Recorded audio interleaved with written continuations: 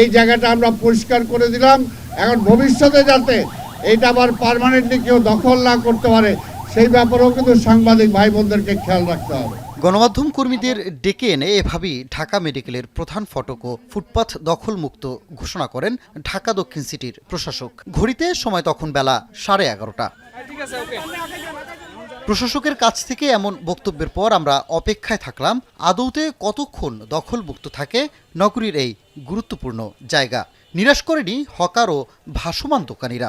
আমাদের অপেক্ষা করতে হয় ঘণ্টা খানেক। এরপরে আগের অবস্থায় ফিরতে শুরু করে এলাকার চিত্র। একে একে বসতে শুরু করে হকার ও ভাসমান সব দোকান। মুহূর্তেই দখল হয়ে যায় প্রধান সড়ক থেকে শুরু করে ঢাকা মেডিকেলের আশপাশের প্রায় সব ফুটপাত।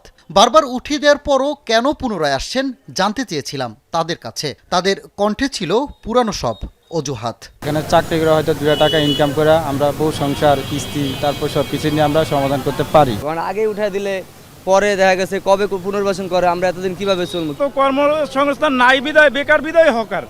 এখানে কেবল ভাসমান দোকান কিংবা হকারদের উপদ্রব না, ঢাকা মেডিকেলের প্রধান সড়ক দখলে পিছিয়ে নেই অ্যাম্বুলেন্স সহ বিভিন্ন যানবাহন।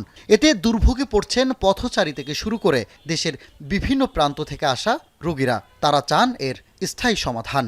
এটা স্থায়ীভাবে সমাধান করতে পারলে দেশের জনগণ এবং ঢাকা মেডিকেলে যে সমস্ত পেশেন্টরা আসে, যারা সেবা নিতে আসে, তারা অবশ্যই উপকৃত হবে এবং এটা দরকার। মানুষের জন্য হাঁটা যায় না।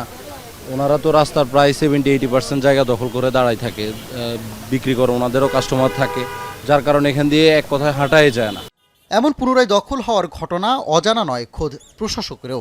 সহযোগিতা চাইলেন পুলিশ প্রশাসন সহ সাধারণ মানুষেরও। তবে রোগীদের কথা বিবেচনা করে অতি প্রয়োজনীয় কিছু দোকান অনুমোদনের কথা কর্তৃপক্ষ ভাবছে বলেও জানান দক্ষিণ সিটির এই প্রধান কর্মকর্তা। পাশাপাশি হকার ও ভাসমান দোকানীদের পুনর্বাসন ও সান্ধ্যকালীন বাজারের বিষয় সরকার ভাবছে বলেও জানান তিনি। কাজে হকারদের উচ্ছেদ শব্দটা আমরা আসতে চাই না। তাদেরকে পুনর্বাসনের জন্য আমরা বিকল্প ব্যবস্থা করব। আমরা ঢাকা শহরে সান্ধ্যকালীন মার্কেট করব। সান্ধ্যকালীন অফিস আওয়ারের পরে আমরা হলিডে মার্কেট করব শুক্র এবং শনি।